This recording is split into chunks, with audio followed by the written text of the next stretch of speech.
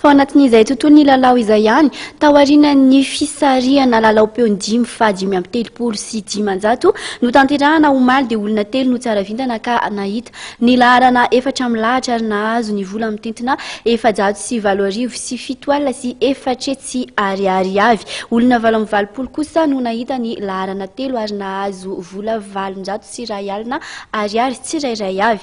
Mitoetrano mofo ny fankalazana ny fetim-pirenena miaraka amin'ny lalao peon-dimy hatramin'ny fahaenina volana Jolay izao satria dia mahatratra hatrany amin'ny 20 tapitrisa ariary ny tontona ny 30 jona ka hatramin'ny fahaenina Jolay izao. Ankoatra izay moa dia asofahana telma 200 ariary maimaimpona hatrany izay milalao amin'ny karakara roa amin'ny lalao peon-dimy.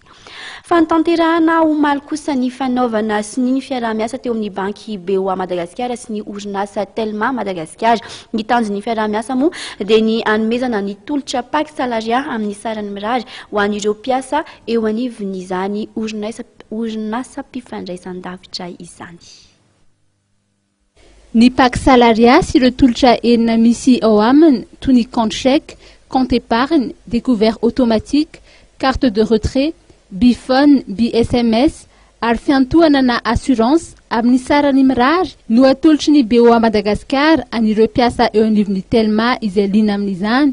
Vokatry ny fifanaovan-tsony izay nisy teo amin'ny tale jeneraly Rotota omaly teny Alarobia.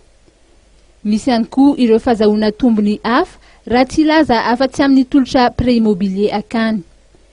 Ny tale jeneraly ny BOA Madagasikara Andriamatoa Jacques Dillet dia nanambara fa efa mahery ny 2 sy 3 hetsy ankehitriny ny isan'ny kôty ao amin'ny BOA Madagasikara.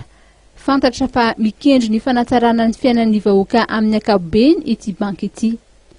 Andriamatoa Patrick Pizal Amida, administrateur directeur général ny Telma, dia nilaza fa miezaka hatrany ny mitsinjo ny mpiara-miasa aminy.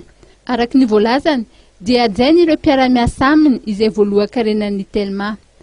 Raha ny voalazany ity farany dia efa niara-miasa hatry ny ela ny Telma sy ny BOA Madagasikara raha tsy laza afa-tsy amin'ny fametrahana ny câble fibre optique, ny backbone national sy ny backbone any amin'ny tapany avaratry ny nosy izay eo andalam-pamitana ankehitriny.